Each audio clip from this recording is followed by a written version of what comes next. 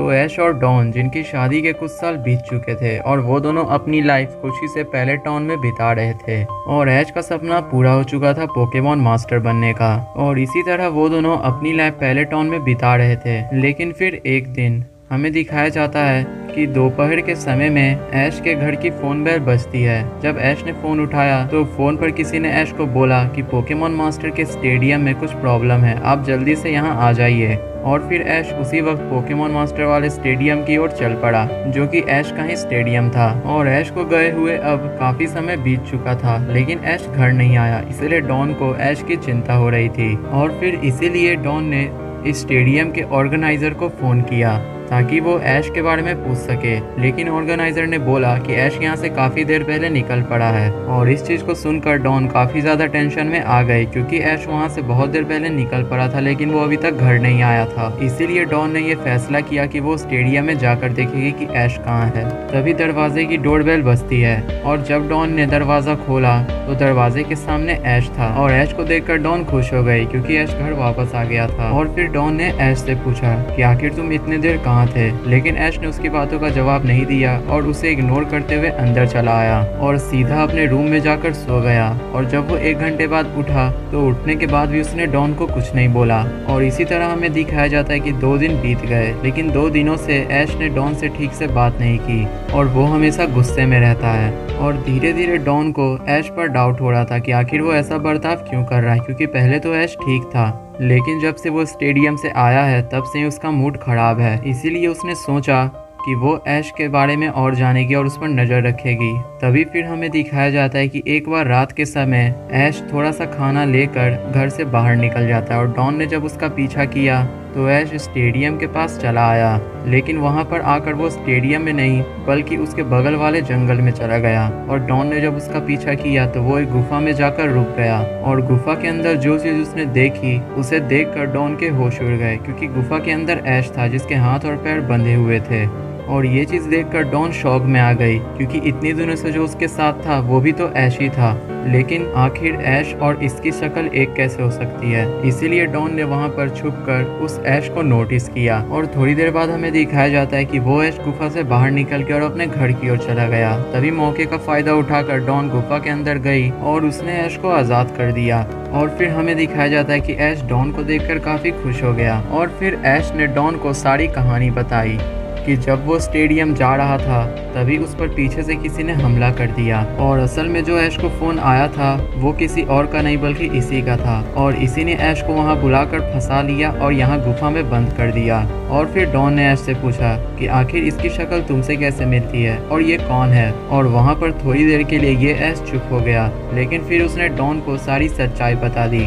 ऐश ने कहा कि असल में मैं अकेला नहीं बल्कि मेरा एक और भाई है जिसे तुमने अभी देखा, और ये मेरा जुड़वा है और इसका नाम अर्नोल्ड है, जो कि बचपन में खो गया था और हमने इसे ढूंढने की कोशिश की लेकिन ये हमें कभी नहीं दिखा। और इतने सालों में आज मुझे ये पहली बार दिखा है, लेकिन इससे मुझसे क्या दुश्मनी है मुझे भी नहीं पता, जो इसने मुझे यहाँ पर बंद कर दिया। लेकिन अब मैं ये जान के रहूँगा कि आखिर अर्नोल्ड चाहता क्या है। और फिर तभी हमें दिखाया जाता है कि गुफा के बाहर अर्नोल्ड खड़ा होता है और उसने डॉन को कहा कि मुझे पहले से ही पता था कि कोई मेरा पीछा कर रहा है, तो लगता है कि तुमने ऐश को आज़ाद कर दिया।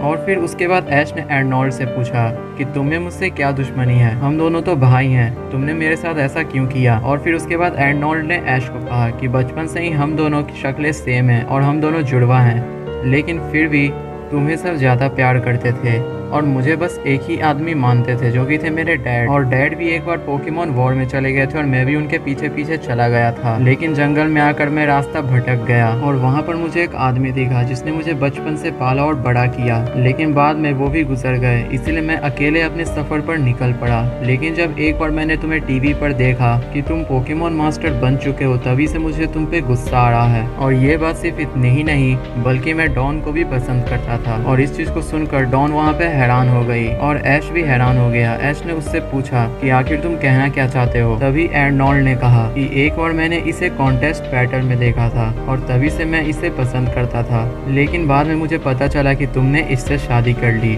और बचपन से लेके अभी तक तुमने मेरी सारी खुशियाँ छीन ली हैं, इसीलिए मैं तुमसे बदला लेना चाहता था और यहाँ बंद कर दिया तुम्हें। लेकिन अब तुम आज़ाद हो गए हो, तो इसीलिए मैं तुम्हें पोकेमॉन बैटल के लिए चैलेंज करता हूँ मुझे पता है कि ये काम मैं पहले भी कर सकता था, लेकिन मैं चाहता था कि डॉन मेरा पीछा कर यहाँ आए और मैं उसके सामने तुम्हें चैलेंज करूं और ये पूरी कहानी बताऊं।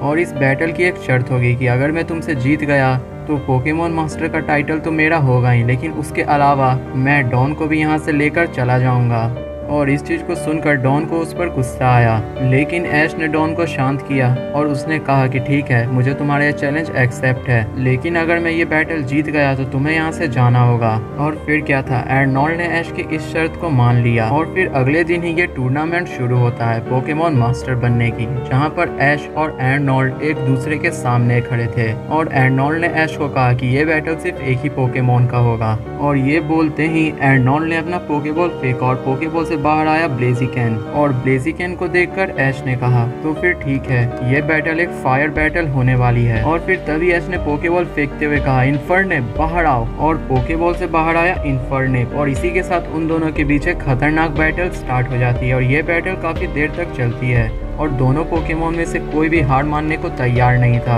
और फिर हम तभी देखते हैं कि एर्नोल्ड ने अपने ब्लेजिकैन को मेगा इवॉल्व कर दिया, जिसके बाद उसकी पावर और भी ज्यादा बढ़ गई। और उसके बाद फिर क्या था, इन्फर्ने पे ब्लेजिकैन भारी पड़ने लगा और ऐश वहाँ पर हारने लगा। तभी डॉन ने ऐश को कहा ऐश तुम इस बैटल को जीत सकते हो और तुम्हें आज एर्नोल्ड को हराकर ये चीज साबित करनी होगी कि तुम ही पोकेमॉन मास्टर बनने के असली हकदार हो। और फिर हम देखते हैं कि अचानक इन्फर्नेप की ब्लेज एबिलिटी एक्टिव हो गई। और ये सिर्फ इतना ही नहीं था, बल्कि वहां पर ऐश ने जोर से चिल्लाते हुए कहा इन्फर्नेप तुम्हें इस बैटल को जीतनी होगी। और फिर हम देखते हैं कि इन्फर्नेप को चारों तरफ एक आग का सर्किल बन गया और ऐश के शरीर से कुछ निकला जो कि इन्फर्नेप के अंदर गया और उसी वक्त इन्फर्नेप एक अलग एवोल्यूशन में इवॉल्व हो गया। और फिर क्या था, ये मैच बराबरी की हो गई और फिर इन्फर्नेप और ब्लेजिकैन को टक्कर देने लगे। और फिर इसके फाइनल में हम देखते हैं कि ब्लेजिकैन और इन्फर्नेप इन दोनों ने अपना सबसे खतरनाक हमला एक दूसरे पर किया, जिसकी वजह से दोनों ही घायल हो गए। लेकिन आखिरी सांस तक